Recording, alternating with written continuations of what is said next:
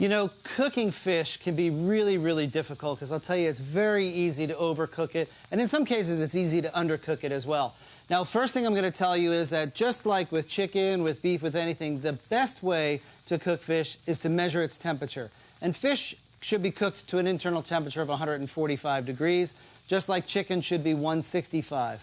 Now, if you're going to be a little bit more edgy and you just would rather really watch the fish and you want to ensure that it's not going to be overcooked but cooked just enough, there are some very good rules, general rules that you can use to do so. Whether you're grilling indoors, grilling outdoors, whether you're sautéing, it doesn't really matter. The same rules generally apply. And that is, per 1 inch of thickness, you want to cook each side about 3 to 4 minutes, depending on how done you want it and depending on the fish that it is. So in this particular case, this is just shy of 1 inch thick.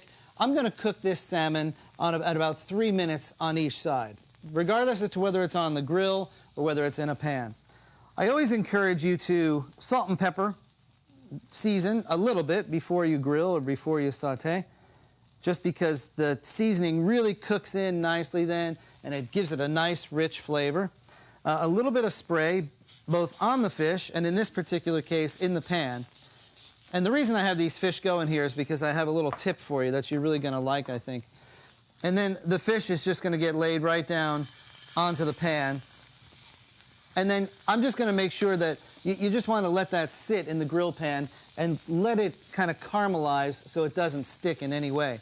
Now, in the meantime, I have both of these pieces of fish here. They've both been on the pan for about 3 minutes or so, 3.5 minutes on each side.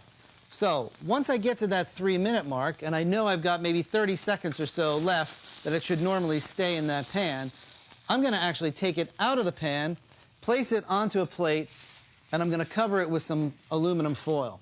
And the reason I'm going to do this is because by trapping the heat in there, I'm actually going to allow the fish to carry over cook for maybe another 2 minutes or so. And it's going to come out beautifully, and I have one here that I want to show you that I did the same thing on. It's been sitting for about 2 or 3 minutes. It's going to come out perfectly, and you can see. And the idea really would be that by pulling it a little bit early, you cut right in there, and you can kind of see how nice and moist that is. See how moist that is? It's just barely done. And when the fish just turns, if it's still a little bit opaque in the middle, you don't want to use it, but when it just turns that nice, that solid color there, you know, where it looks solid orange instead of looking a little translucent, it's just perfectly cooked. And I'll tell you, that way, you're going to ensure a perfectly cooked piece of fish every time. And we need to eat more fish because it's very good for you. High in omega-3 fatty acids. So try it at home. Take it out of your pan, take it off the grill, maybe 30 seconds before you normally would.